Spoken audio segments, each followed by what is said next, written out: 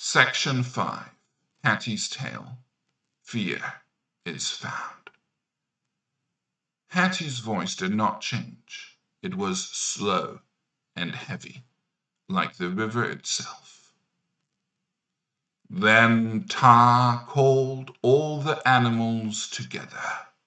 He said, "Your first master brought death into the jungle. Your second master brought shame.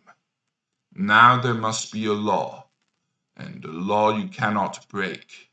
You will know fear. When you find fear, he will be your master, and everything else will follow." We asked, "What is fear?" And Ta said, "Go and look."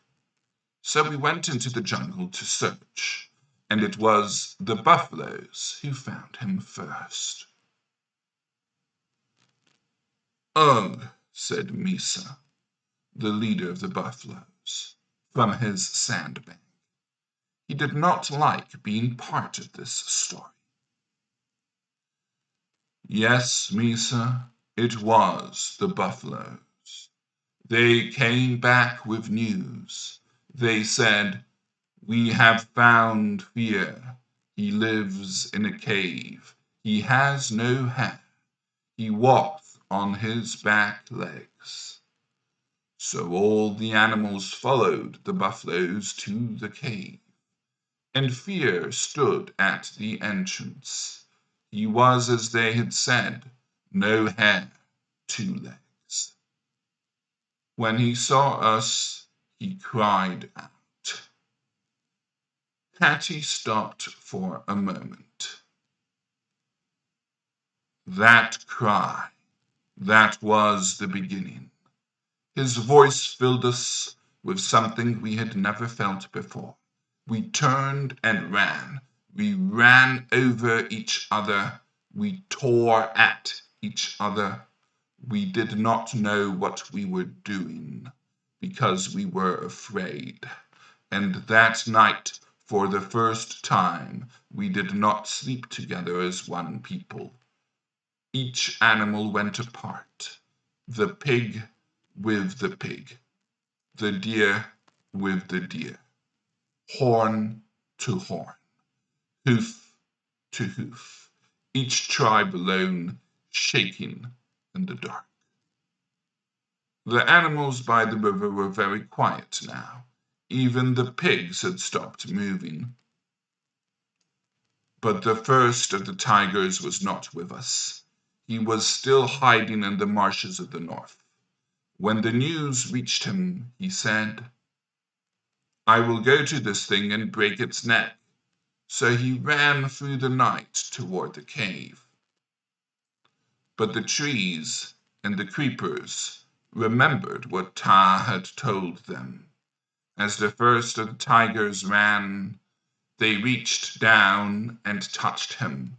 They drew their fingers across his back, across his sides, across his face, and everywhere they touched him, a dark stripe appeared on his yellow hide. Mowgli looked down into the water, smiling to himself. He did not know this. He ran on and came to the cave. And Fear, the hairless one, looked out and saw him. But this time Fear did not run. He looked at the stripes, and he gave the tiger a name. He called him the striped one that comes by night. And the first of the tigers, who had been judge of all the jungle, felt something he had never felt before. He was afraid. He turned and ran back to the marshes, howling. A ripple of sound went along the banks. The deer shifted their feet. He howled so loudly that Ta heard him.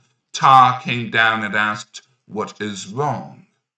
The first of the tigers said, "Give me back what I had. I ran from the hairless one. and he gave me a shameful name. Ta said, "You have stripes on your hide. Wash them off." So the first of the tigers swam and rolled in the wet grass again and again until the jungle turned around him.